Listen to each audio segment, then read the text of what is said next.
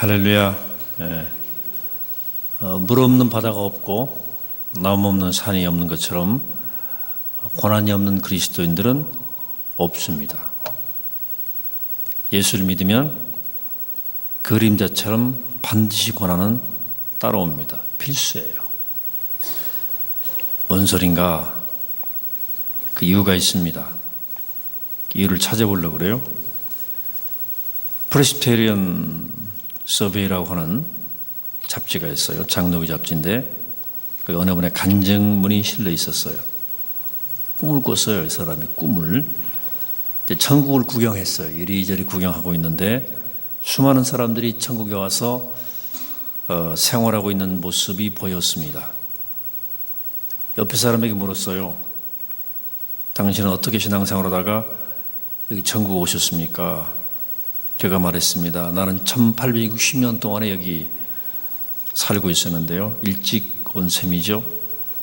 나는 바울 시대 로마에 살았습니다. 나는 예수 잘 믿고 있었습니다. 네로가 나를 잡아 기둥에 매 붙들었습니다. 예수 믿는다고 굶어 죽이려는 것이었습니다. 한참을 지나도 안 죽으니까 내 위에 장작을 쌓더니 불을 질러서 나를 죽였습니다. 그때 얼마나 무서웠습니까? 아니요, 도리어 기뻤었습니다.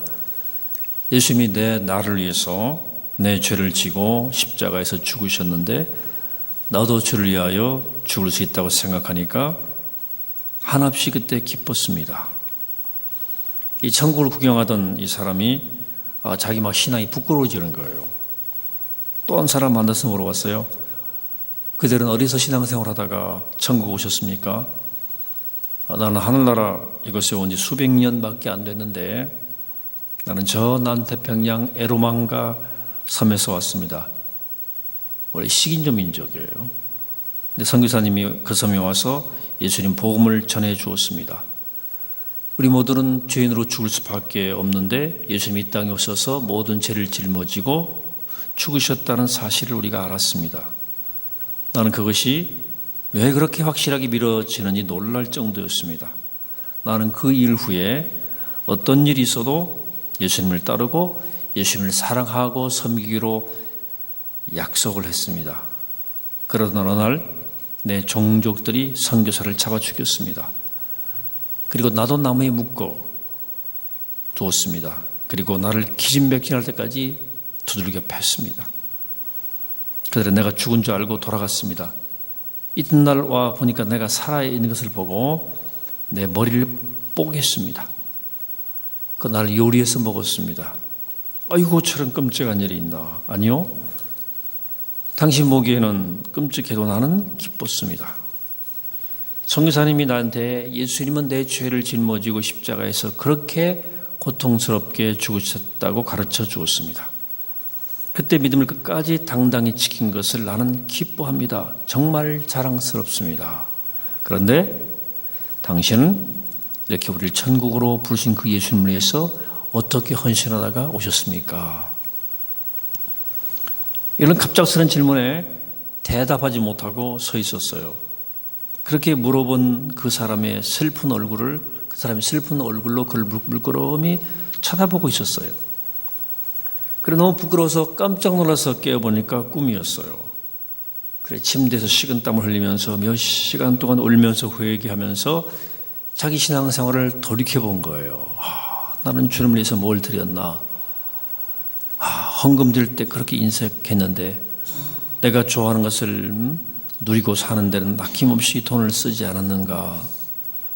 나는 놀러 다니는데 그 많은 시간 허비하면서 예배 드릴 때 시간 얼마나 떼어 바쳤는가? 나는 내 육신의 건강을 위해서 그토록 좋은 것이라고 다 사먹으면서 영적 건강을 위해 얼마나 기도하고 얼마나 영적인 책들을 사서 보았는가 하며 눈물을 줄줄 흘리다가 그 꿈에서 깨어서 자기 영적 생활을 다시 변화시킨 역사가 일어났어요. 꿈도 이렇게 사람 영적 성장을 주는 꿈도 있어요. 그 꿈 얘기를 쓴 거예요. 베드로는 주님을 위해서 많은 걸 헌신했습니다. 재산을 헌신했어요. 베드로는 갈릴리 호수에서 고기를 잡아 생계를 연명하는 어부예요. 어느 날 고기 한 마리 못 잡았어요. 그때 예수님께서 오셔서 깊은 곳에 그물을 내려 고기를 잡으라 그랬어요. 순종했습니다. 그래 밤새도록 한 마리도 못 잡았는데 고기를 배 그득이 잡았어요. 그때 예수님을 바로 알게 되었죠. 근데 예수님을 배와 그물을 갈릴리 해변가에 버리고 예수님을 따랐어요. 그 고기 그득하게 잡은 고기 어떻게 했다는 기록이 없어요. 관심이 없어져 버렸어요. 친구한테 맡긴 것도 아니고 나중에 아내에게 연락해서 팔라고 잘 키핑한 것도 아니에요. 그 팔아 수협에다가 뭐 맡기고 간 것도 아니고요. 그냥 관심 다 버려두고 예수를 따랐어요. 버려두고. 가족도 헌신했어요. 가족과 결국은 헤어졌거든요. 제대로 가족한테 연락이나 했겠습니까? 그냥 떠난 거예요. 예수를 따르는 그 사역이 가족보다 더 우선이었어요. 이렇게 베드로는 재산도 헌신하고 가족도 헌신했어요. 그래서 그가 예수님께 묻는 거예요. 보소서, 우리가 모든 것을 버리고 주를 쫓았나이다. 모든 것을 버렸다는 그의 말은 진실이었습니다. 우리 가운데 누가 모든 걸 다 버리고 내가 주님을 따랐습니다라고 고백할 수 있겠습니까? 베드로 우리와 다르죠. 이때 예수님께서 대답하신 본문이 아까 읽은 29절, 30절, 28절부터 제가 이제 앞을 잘라버렸는데 29절 내가 진실로 너에게 이르노니 나와 복음을 위하여 집이나 형제나 자매나 어머니나 아버지나 자식이나 전토를 벌인 자는 현세 있어 집과 형제와 자매와 어머니와 자식과 전토를 100배나 받되 박해를 겸하여 받고 내세 영생을 받지 못할 자가 없느니라. 그렇게 말씀하셨어요.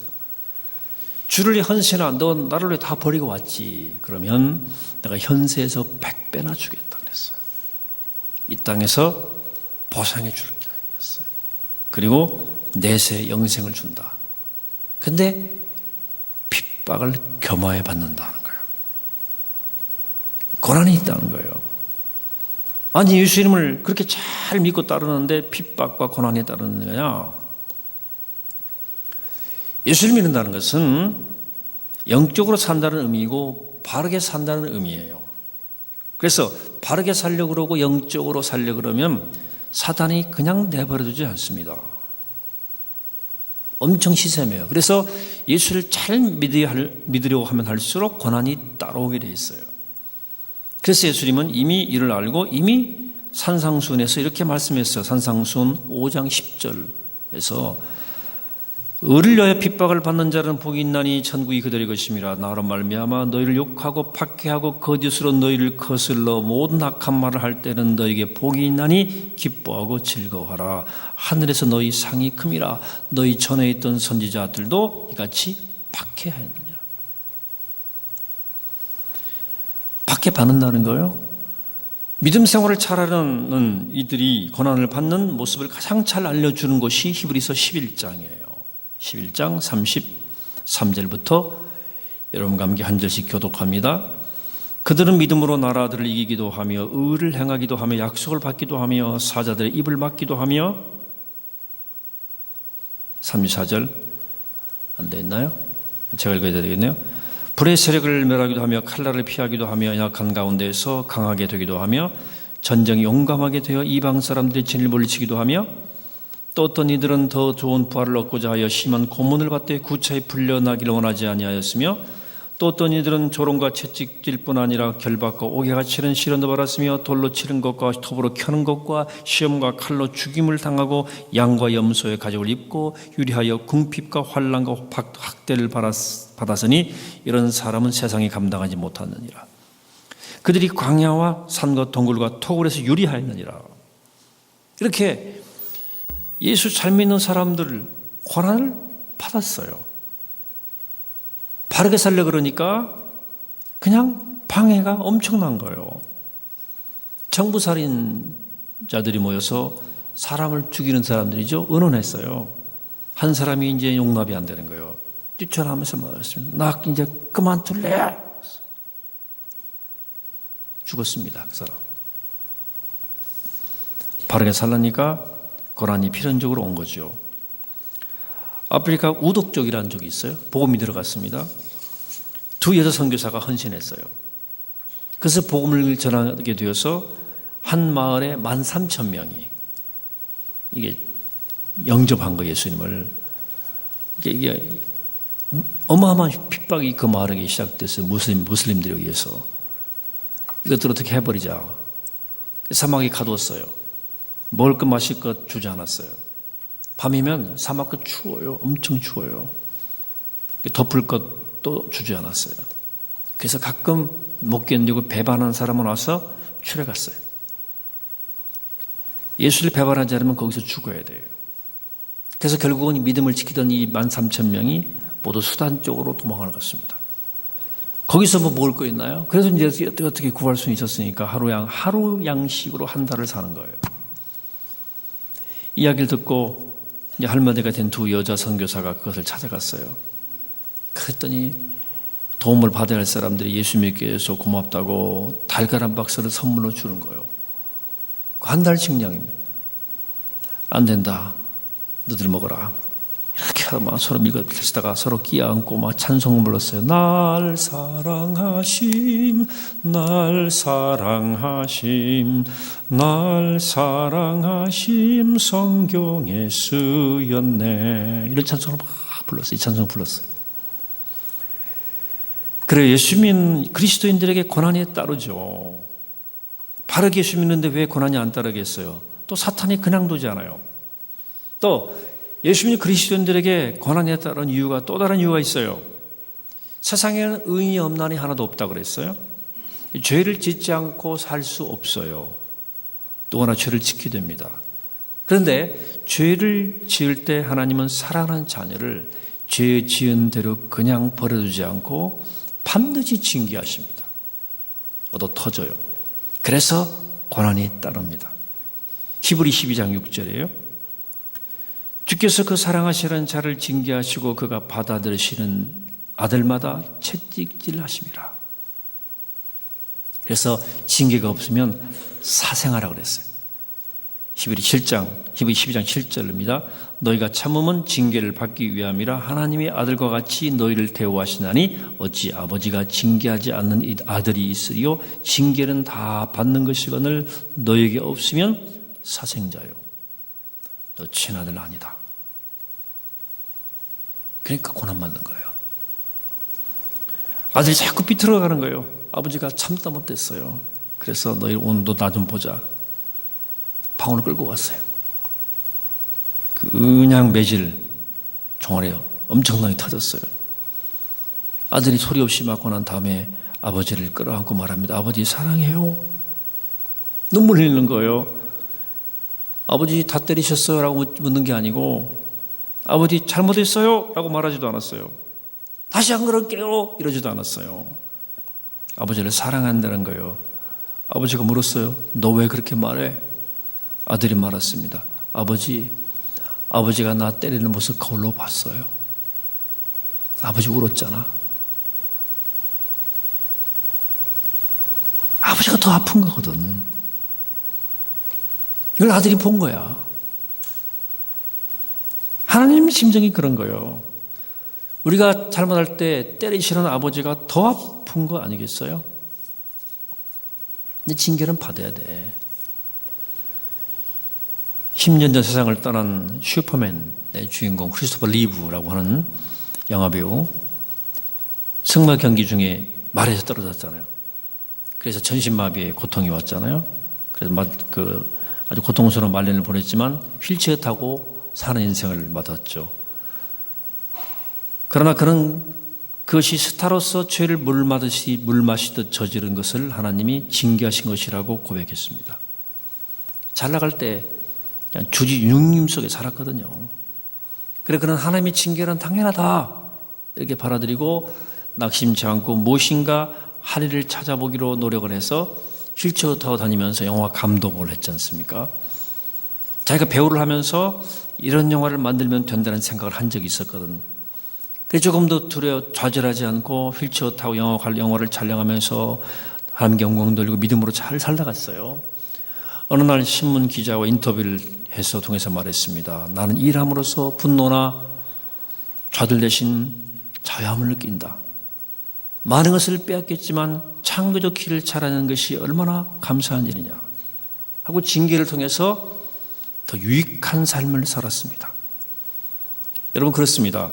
그리스도인들에게 고난이 불가피한 이유는 하나님이 사랑하시기 때문에 조금만 잘못해도 징계하시기 때문에 그래요. 어떤 분 어떻게 보면 팽이 같아. 팽이가 막 때릴수록 잘 돌아가잖아. 그래서 막 뺑이 도는 것처럼 도는 인생도 있어요. 또 터지면서도 열심히 일해. 그리스도인들이 고난당하는 또 다른 마지막 이유는 우리가 바르게 살려 하기 때문에. 사탄이 첫 번째는 우리가 바르게 사는 게 사탄이 시샘하기 때문이고, 둘째는 또 잘못할 때 하나님이 징계로 주시는 고난이 있고요. 그런데 죄를 짓지 않았는데도 하나님이 주시는 고난이 있어요. 그것은 끝으로 거룩하게 살게 하시는 훈련으로서의 고난이 있어요. 히브리서 기자는 말하고 있습니다. 히브리 2장 14절에서 모든 사람으로 더불어 화평함과 거룩함을 따라라. 이것이 없이는 아무도 주를 보지 못하리라 그랬어요.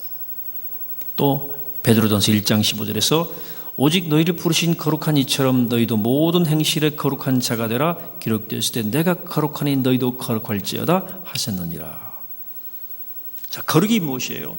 거룩이란 말은 하기오스라고 되어 있는데 이 말은 어원적으로 순수하다, 헌신되었다, 그리고 구별되었다는 의미가 들어있어요. 한마디로 말하면 거룩하다는 말은 구별되었다는 거예요. 다르다는 뜻이죠. 거룩은 구별됩니다. 그래서 구별된 땅을 성지라 그래요. 구별된 쌀을 성미라 그래요. 구별된 사람들을 성인이라 그래요. 구별된 책을 성서라 그래요. 구별된 가구를 성구라 그래요. 구별된 믿음의 사람들을 성도라 그래요. 거룩은 그렇게 구별된 거예요. 우리 믿음이 구별돼야 돼요. 거룩해야 됩니다. 내기 쉬운 게 아니에요. 청교도들의 생활 철학은 가장 중요한 것은 거룩입니다. 하나님께서 인정하시는 거룩함, 이게 그들의 모토예요. 하나님 인정하시는 거룩함, 이게 청교도의 삶이었습니다. 이게 쉽지 않았어요. 그들 고난 많이 받았습니다. 여러분 이름 들어봤어요? 피비 팔머, 앤드루 머레이, 에피 마이어, 오스월 챔버스. 19세기의 영적 거장들입니다. 이들의 핵심은 다 거룩입니다. 또 19세기에서 그들이 20세기를 지나면서 하여간 거룩으로 성결운동 일으킨 영적 거성들이에요. 다. 종교개혁 전에도 있었어요. 이그나티우스 로엘라, 성 테레사, 그리고 마담 기용. 다 거룩을 죄로 삼았던 영적 거성들입니다. 다 고통스럽게 살았어요. 저는 겨울에 새벽기도 나올 때마다 추울 때마다 저희 할아버지 생각이 나요. 40살 회심하시고 30년 동안 3시 반 기상 냉수마찰. 갈 때마다 냉수마찰, 새벽마다 냉수마찰 하시고 가셨거든요. 흉내 내보려고 했는데 추워서 못하겠다. 추워서 못하겠어. 다 거룩함 때문에 다 그렇게 살았던 거예요. 우리 믿음의 선배들은. 거룩하게 살려고. 6.25 직후에 온 한국 선교사들이 그 한센시병 나 혼자 수용소에서 일하고 있었어요. 얼마나 어려울 때입니까 그때가. 그래 나 혼자들에게서 그런 피고름을 닦아내면서 바르내고 치료했어요. 아무나 할 수 있는 일이 아니잖아요. 미국 특파원 사진기자들이 이 사진을 찍으면서 말했어요. 이거 사진 100만 불짜리 사진입니다. 그러나 나한테는 100만 불 주어도 나 이런 일을 못하겠네요. 그때 고름을 닦아주던 선교사가 말했어요. 나도 못합니다. 기자가 말했습니다. 지금 하고 있지 않습니까? 선교사가 말했어요. 예수님의 사랑이, 십자가의 사랑이 나를 강권하시는 거예요. 하나님이 우리를 거룩하게 만드셔야 되니까 고난을 주셔서 훈련시키는 거예요. 그래서 정상적 그리스도인은 다 고통스러움이 있어요. 예수 믿는 거 힘든 거예요. 근데 이 고난이 은혜가 되는 거죠. 진주는 귀한 보석이에요. 다른 보석은 다 광물질 아닙니까? 산에서 땅에서 막 돌 속에서 캔 거 아니에요? 근데 진주만은 생명 속에 나온 거예요. 그래서 진주가 귀한 거예요. 조개 속에 모래에 들어가면 아프니까 감싸고 감싸다 생기는 보석이 진주 아니겠어요? 고난이 만들어낸 보석이잖아요. 그래서 진주가 귀한 거예요. 근데 고난이 은혜예요. 예수 믿으면 축복이 있어요. 100배가 축복이 있다고 그랬어요. 그리고 죽으면 영생의 축복도 있대요. 그러나 고난도 있다는 사실을 꼭 기억하라는 거예요. 바울은 신윤사가 강에서 자기가 쓰던 수건만테도 병이 나았잖아요. 그러나 자기는 가시 같은 병으로 평생을 시달리는 고난을 당했어요. 근데 그것이 그에게 은혜였다고 고백합니다. 종교개혁의 중심 인물인 칼빈, 별명이 종합병원이에요. 평생 병이 고난처럼 그를 그림자처럼 따라다녔습니다. 그것이 그에게 은혜였어요. 그 고난 때문에 그가 평생 하나님과 진실하게 동행했어요. 저도 하나님을 고난 중에 만났죠.